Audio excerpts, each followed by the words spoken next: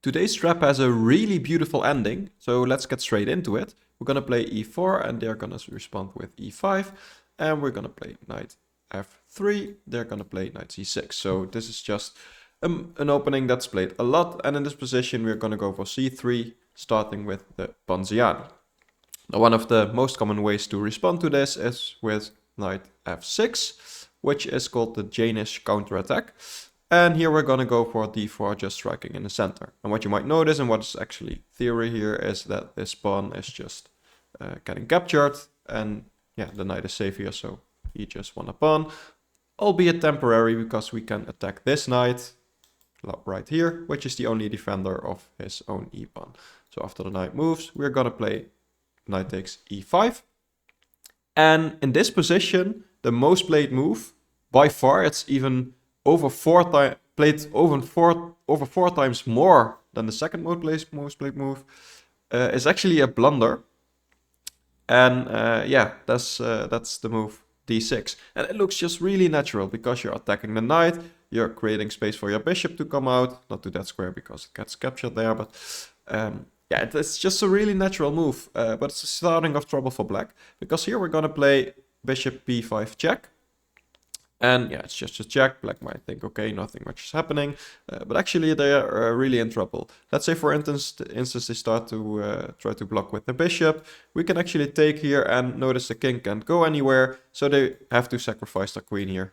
It's not a sacrifice, they just lose their queen here. So that's good for us. So if they block with the bishop, okay, fine, we've just won their queen.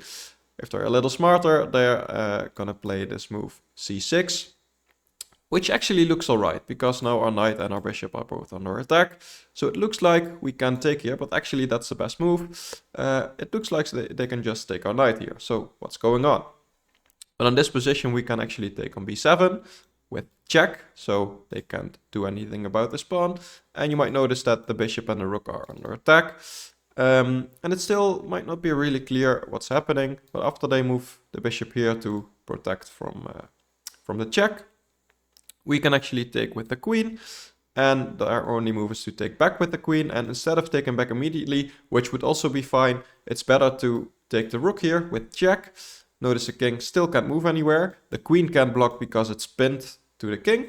So they have to move the knight here, which we can just capture. Notice the queen can't take because it's still pinned. They have to move their king. Now we can take their queen for free. And yeah, this position is just completely winning.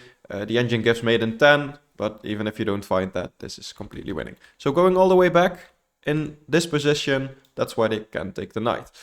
So black might start thinking, okay, and yeah, try to come up with other moves. So they might find this move, queen b6, which is actually quite a clever move, although it doesn't work in this position. But black might think he's really clever, because now we have a lot of problems to deal with. First of all, our knight is still under attack. Now our bishop is under attack as well, and they're threatening checkmate. So how are we actually going to stop all of that? Well, actually in this position, we are going to take on b7, so all the same as in the last variation. And now you might think, okay, the problem with this was that it was a check, but now they can actually take the bishop, which is checking the king. But that's really fine for us, because we can now take the rook and make a new queen. And yeah, they've got our bishop, but we've got a queen. They can even take the knight here, but yeah, we're still up a lot of pieces. Here we can even take their knight, so that doesn't really work. Yeah, we've just have a second queen. This is going to be an easy win. So they can do that. But they can still be clever, because they can move their king.